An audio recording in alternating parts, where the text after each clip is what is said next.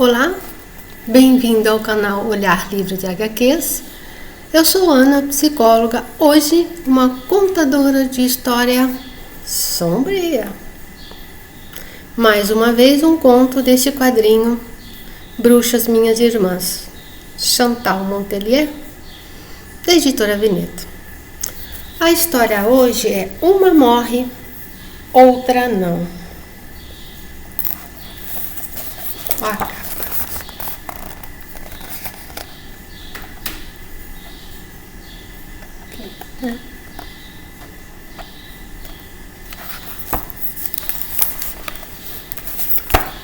Que ela coloca embaixo da figura, ela coloca: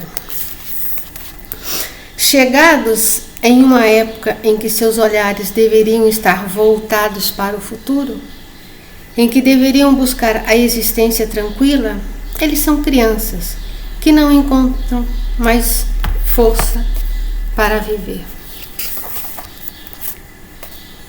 Opa, sem óculos não dá. Então,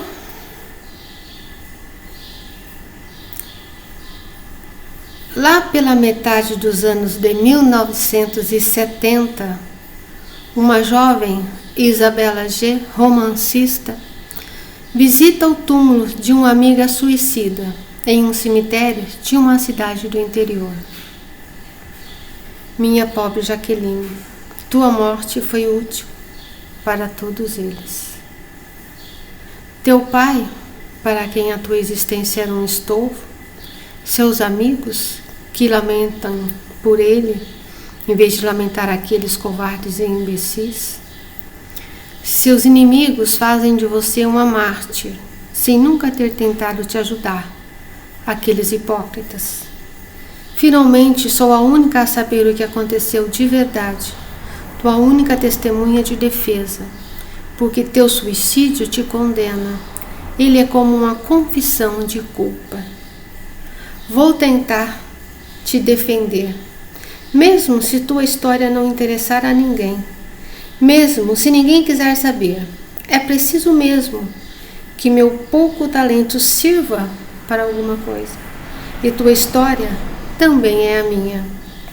Alguns dias mais tarde, em Paris,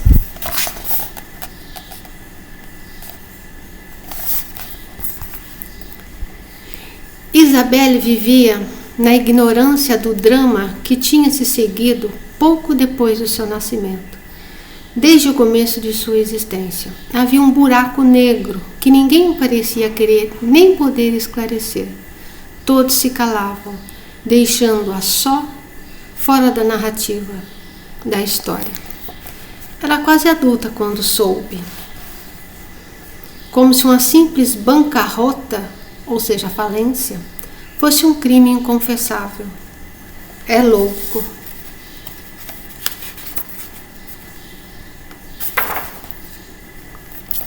Bem, vamos. Mexa-se, mulher. Onde eu estava? Sim. Todos se calavam, deixando-a só fora da narrativa da história. Então, ela fugia para longe, o mais longe possível da casa. Quando não estava na escola, a mocinha estava na rua, brincando com os meninos do bairro. Sua melhor amiga, Jaqueline, cuja mãe tinha morrido poucos anos após seu nascimento, fora confiada à avó materna. O pai, que tinha se casado novamente, parecia ter renunciado à convivência com a filha.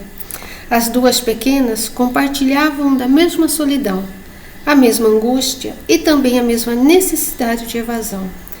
Juntas, elas gostavam de correr pelo campo, buscar lugares desertos, isolados, casebres sombrios, os escombros.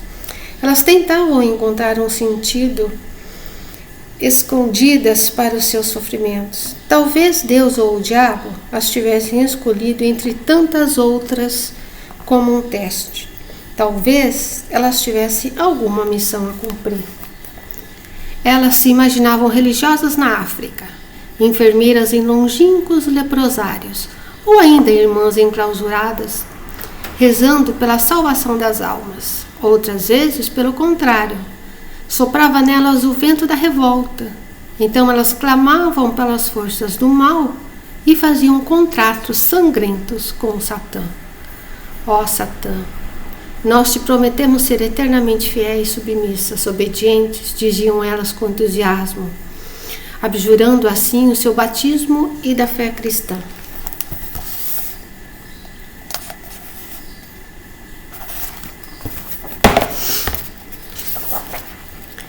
Como um animal sem dono que vai comer na mão de qualquer um, elas acreditavam poder contar com gente do mais baixo dos níveis. Foi assim que ficaram amigas de Nicete, a bruxa. Era uma mulher de uns 60 anos que vivia afastada da comunidade.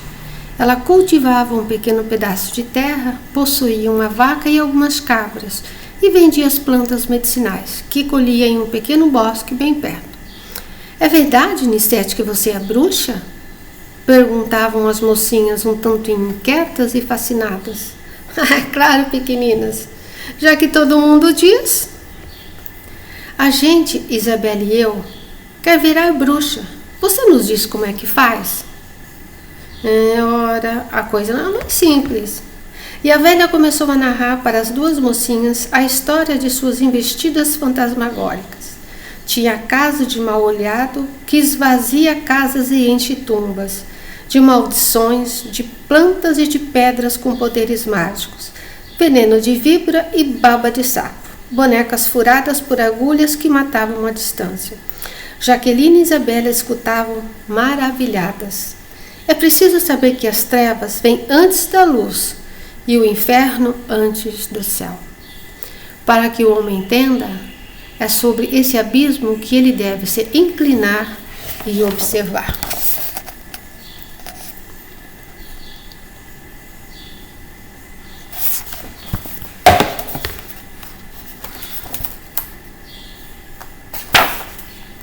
E as duas pequenas observaram, e suas mentes se exaltaram e se deterioraram até o delírio.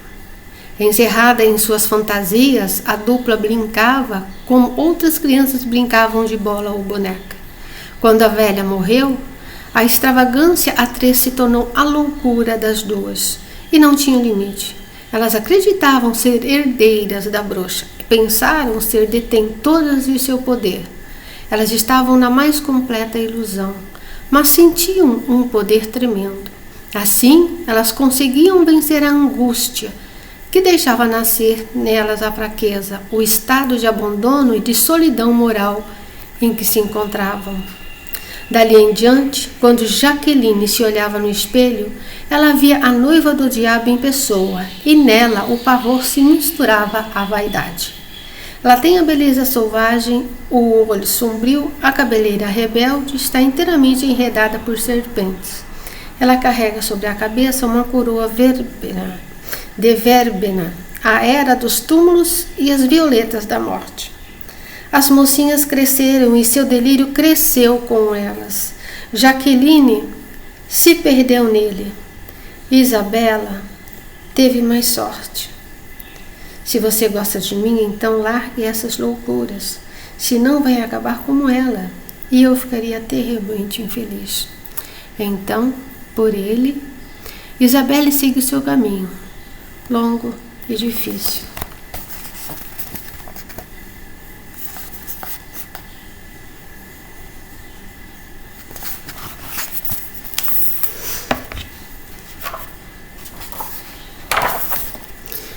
Que estranho. Há algum tempo não tenho mais os mesmos sonhos, não vejo mais as coisas do mesmo jeito. O feitiço foi quebrado. Adeus mandrágoras, papoulas, magnólias, adeus lilazes envenenados, adeus belas violetas dos túmulos, adeus Jaqueline, adeus Nicete. Olá, demônios da realidade.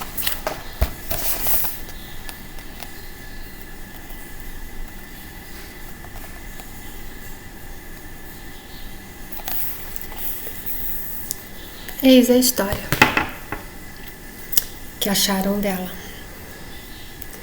O que chamou a atenção é as palavras da bruxa Nicete, quando ela diz: é preciso saber que as trevas vêm da luz e o inferno antes do céu, para que o homem entenda que é sobre o abismo que ele deve se inclinar e observar. O que eu entendo sobre esses dizeres é que toda luz advém da escuridão, ou seja, para nos tornarmos verdadeiramente humanos, precisamos olhar, observar, perceber, entender e refletir sobre o que nos governa, que forças têm maior poder sobre nós, das nossas emoções, das nossas decisões, das nossas escolhas. Nos conscientizar das sombras que nos alcançam e caminham junto de nós, para abrandá-las, para podermos olhar sem sentir medo, culpa, remorso, iluminando-as, que significa tornando as emoções em sentimentos, medos em coragem, culpa em responsabilidade, remorso em perdão, forçando a natureza da inércia em natureza de ação, um movimento contrário ao já posto e instalado, incansavelmente. E aí? Concordam? Não?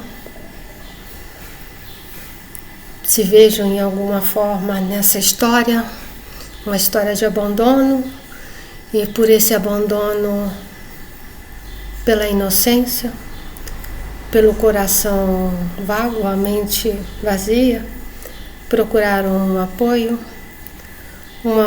não tão benéfico,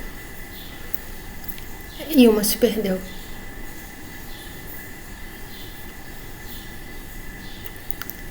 É isso aí, o psiquismo não opera no vazio. Ou ele opera em bases sólidas e construtivas, ou ele opera em bases sombrias e destrutivas. Não tem outro caminho, a não ser a justa medida, que é iluminar as sombras, como a nossa bruxinha Clara, que está ali, não é? Espero que tenham gostado, espero que de alguma forma eu possa tê-las ajudado, iluminado, clarificado de alguma forma, impulsionado a vocês a algum movimento, sair dessa inércia que automaticamente nós temos e nos movemos para algo melhor. Nos vemos na próxima e última história que eu vou apresentar desse livro, embora ele tenha mais. Ok? Nos vemos então na próxima história. Até mais.